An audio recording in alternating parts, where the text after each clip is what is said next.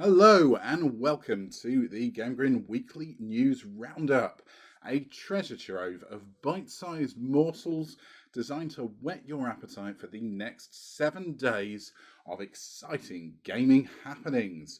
I am your host Dominoid and I will be guiding you through all of that shortly, but first of all, here's that theme tune.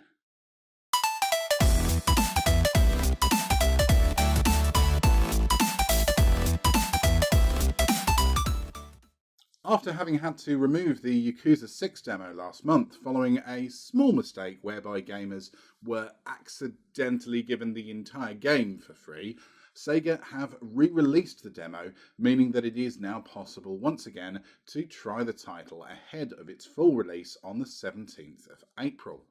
The company have reissued the trial, and anybody who started playing it before it was initially pulled will be able to pick up right where they left off.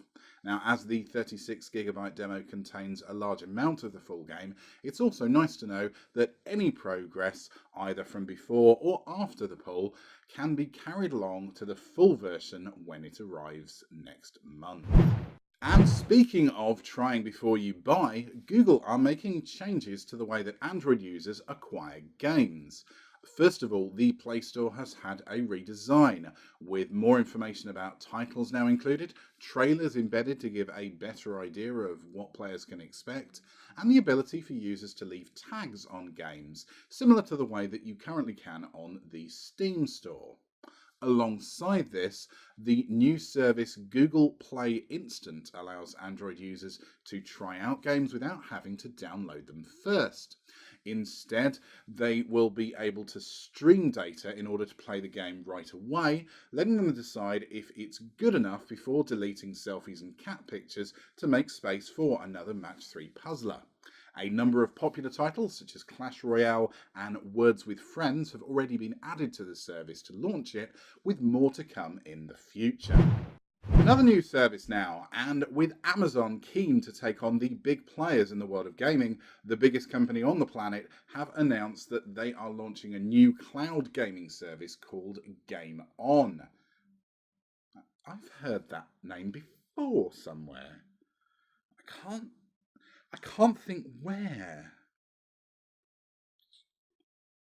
Anyway, the service is using the same technology that Amazon currently use for some of their other distributed computing services, such as the imaginatively titled Amazon Web Services. The technology is designed to help developers implement crossplay between console, PC, and mobile devices. It includes functionality for multiplayer leagues, leaderboards, and also the ability to create bespoke events which can contain real-world prizes. The system is free until at least the 1st of May, after which Amazon may be charging a small fee to the developer per play after a set number of plays in each month. One company that we all know isn't committed to crossplay is Sony, but they are committed to VR, as they've announced a list of over 30 titles that are coming to the PlayStation VR this spring.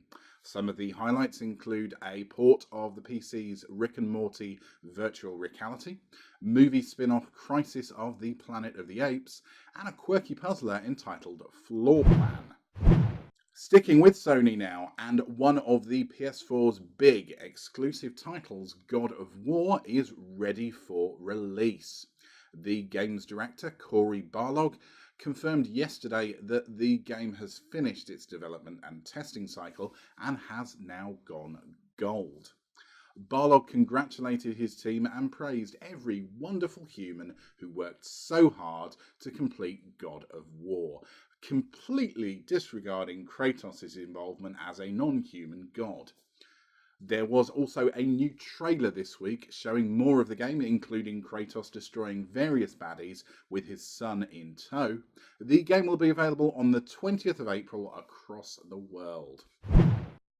And also coming soon is a whole host of indie games on the Nintendo Switch.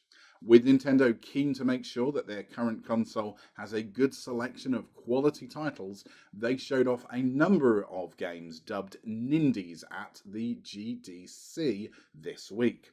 We saw trailers for such diverse games as Bomb Chicken, Fantasy Strike, West of Loathing, and Lumines Remastered. But the big announcement was the third installment of the popular Viking series, the Banner Saga. On release, this third title in the trilogy will be available across all platforms, including the Switch, but in anticipation of that, the first two titles are being ported right now and will be available very soon. In another long-running saga, the dispute between Ubisoft and Vivendi has finally come to an end.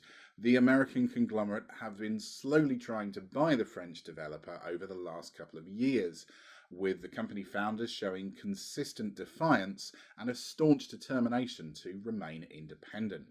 Well, the Gilmore brothers have their wish now, as Vivendi have finally conceded and agreed to sell their shares in the company in order to end the long-running animosity. The shares are being sold to a number of different parties, including the brothers themselves, Chinese gaming company Tencent, with whom Ubisoft have now entered into a partnership for Chinese publishing, and also the Ontario Teachers Pension Plan. As an added condition, Vivendi have also agreed not to acquire Ubisoft shares for a further 5 years as a part of the deal. And finally, HTC has announced pricing for the new Vive Pro headset, as well as a price cut for the current model.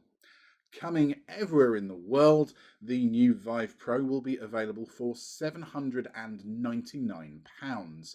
And if you purchase before the 3rd of June, you will also get a free 6-month subscription to Viveport, giving you up to 5 games a month from an over 400 strong library of titles. For those with a bit less cash to flash, it's now possible to pick up the Vive Regular for £499. It's still a little more than the Oculus Rift, but it is a good deal cheaper than its original price. So that is all that we have time for this week. Thank you very much for being here. As always, we appreciate all and any likes, subscriptions, comments and follows that you might wish to bestow on us, depending on your platform and preference. We will be back next week with more news when the master of puns, panache and Pokemon, TGK, will be hosting. As always, we will be streaming live on Twitch most nights at 8 p.m. I have been your host, Dominoid, and I will see you soon. But until next time, game on.